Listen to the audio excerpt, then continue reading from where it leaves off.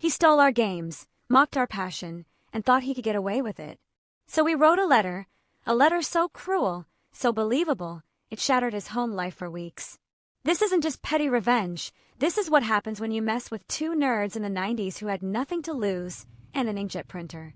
If you've ever been betrayed by someone you trusted, someone who thought you were too weak or too nice to fight back, then this story is for you. Smash that like button, subscribe for more epic revenge stories, and settle in. You're about to hear how we turned a backstabbing gamer into a household disgrace with just a few flyers and a diabolical plan. I was just a teenager in the early 90s, a time before the internet gave us everything, when being a PC gamer meant trading floppy disks like secret treasure maps. Games weren't cheap, and for me and my best friend, getting our hands on new ones felt like Christmas morning every time. We'd import them, share them, swap the precious copy protection codes that let you actually play the damn things. We didn't have much, but we had trust. We kept our little circle tight. We were each other's lifeline in that world. Until he arrived. A new kid joined our class. Let's call him Jason. He was the kind of kid who acted like he owned the place on day one, talked big, laughed loud, and most importantly, bragged about how his uncle had dozens of PC games we didn't even dream of owning. Doom 2, Monkey Island, you name it. All the gold. We were cautious, but we were desperate. So, like naive idiots, we made a deal. We'd trade him some of our original games so he could copy them, and in return, he'd give us some of his. Sounded fair, right? What we got in return were corrupted floppies. Over and over again. Sometimes they were blank. Sometimes they'd load to a black screen and freeze. And sometimes, the copy protection was just missing altogether. Meanwhile, Jason was walking around with perfect, mint-condition versions of our games, ones we had bought with our own cash, saved up from chores and pocket money. And when he did return something, it looked like it had been through a war. Scratched discs, cracked cases, torn manuals. After months of this nonsense, we realized the truth. He never intended to trade. He was just using us. But it didn't stop there. Jason didn't just steal our games, he mocked me personally. I was a huge Queen fan. Still am. But back then, he'd make fun of me for it constantly.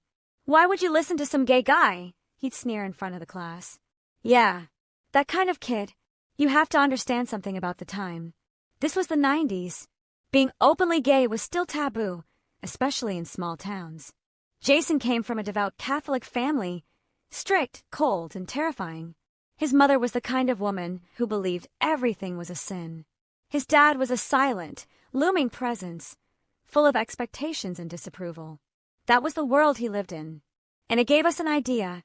One day, our school organized a trip to an AIDS awareness event, part of the national campaign that had exploded after Freddie Mercury's death in '91. They handed out brochures, safe sex flyers, and even free condoms with the foundation's logo printed on them.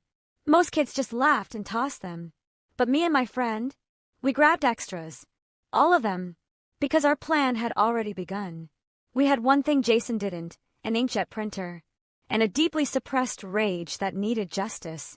We forged a letter. It was flawless. Logo, formatting, language. It looked like it came straight from the AIDS Awareness Foundation. Dear Jason, thank you for your heartfelt letter. We understand it's difficult to open up about being homosexual, especially at your age. Enclosed are resources that may answer your questions, as well as some complimentary condoms.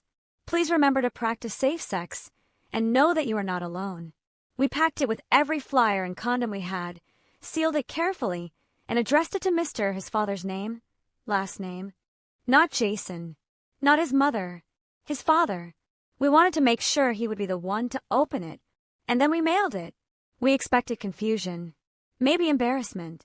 A lecture or two. What we got was a meltdown. Jason didn't come to school for 3 days. When he did, he looked like a ghost, sunken eyes, jittery, angry, almost broken. His mother had cried for hours. His father, who never spoke in public, apparently screamed. They were convinced he was gay. They tore through his room, grounded him indefinitely, took away his computer. He tried to play it cool at first, but you could see it. It wrecked him. And us. We played dumb. Pretended to be just as shocked. But we couldn't resist poking the bear. Dropping little hints. How was the AIDS seminar, Jason? Man, those foundation guys sure know how to personalize a letter. Eventually, he cracked. He cornered us and screamed, "Was it you? Did you send that damn letter?" We didn't even deny it. He dragged us to the principal. His parents were called in. Ours too. And there we were, sitting across from Jason and his furious parents, trying to explain that yes, we faked an official letter accusing their son of being gay and sending him condoms. It should have ended in expulsion. But we weren't expelled. Maybe because they were too embarrassed to let the story go public. Maybe because deep down, the school thought he deserved a little karma. We got detention. A slap on the wrist. But what Jason got? He got branded in his own home. Even after they found out it was fake, his parents never fully let it go. Because once the seed of suspicion is planted, it never truly dies. Jason tried to reclaim his power after that.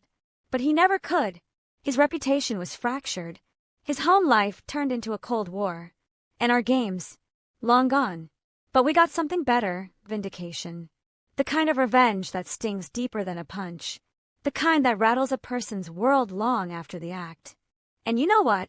Even 30 years later, I don't regret it. Sometimes the worst betrayals come not from enemies, but from people who smile while stealing from you. And sometimes, the sweetest justice doesn't come from fists. It comes from a printer, a stamp, and a twisted sense of creativity. If that revenge gave you chills, hit that like button and drop a comment.